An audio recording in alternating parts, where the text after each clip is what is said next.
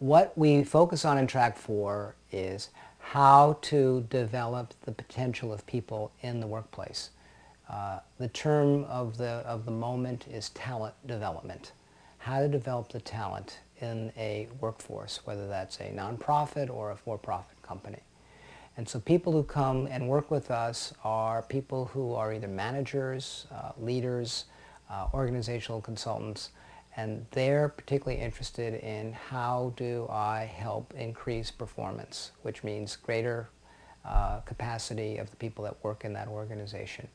And so they design a training program that follows the same empowerment methodology that we have been talking about ongoingly, which is to help people envision a new possibility and to go through the steps to make that happen. And one of the other elements that's very rich part of that is not something that we have to add in the trainings that are not part of organizations is what we call how to empower the space, or how to create an environment conducive to learning and growing.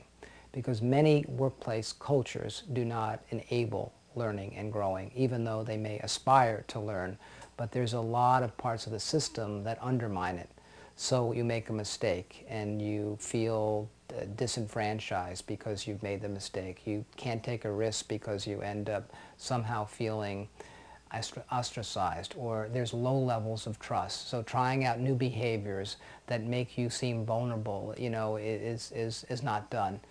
And there are a number of these qualities that we look at. Trust being a culture that enables trust, people taking risk, a culture where there is a commitment to ongoing growth and learning, a culture where there is a high level of commitment to self-responsibility, a culture where there's authentic communication. So part of the organizational change process is creating an environment that enables these changes to be people to be willing to make them. I mean, the example, the analogy I use is you need to have fertile soil to plant the new seeds. The new seeds are the behaviors to be adopted. The soil is the willingness, the fertility of the culture to be able to enable these seeds to grow. So you have to work at both levels. And so they design those two elements into the change process. And it can be either as simple as a manager with 10 or 15 people that they work with, building that subgroup of the workforce, or someone who's doing a whole culture change intervention with a whole company or a whole division of a company. And so depending upon, where people come into this from, we work with them at the different levels. The larger the change intervention, the more it has to be built out over time with a subset of, a smaller training that then maybe gets diffused and so forth. It's a demanding training, it's that track. It's for people that really are ready to take on a change process and drive it through to an end point where people have changed their behavior, adopted a new behavior, or built a new set of skills that they might not have built had they not had such a strong empowerment toolkit to use to achieve it.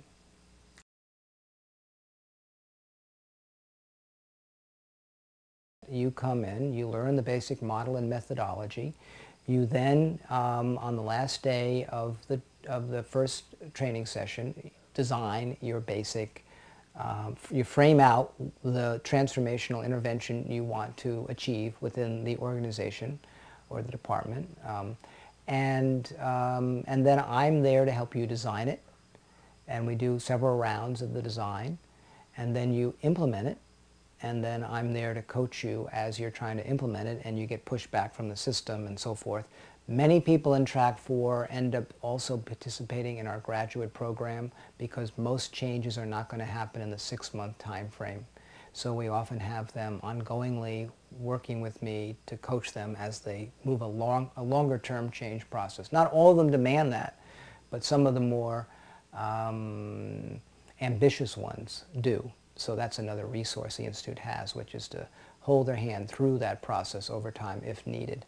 In a smaller scale, if it's just a manager trying to get his or her team, empowered to be a higher performing team and to work through some of the issues that may need to be worked through, then that can be done usually in the 6-month time frame.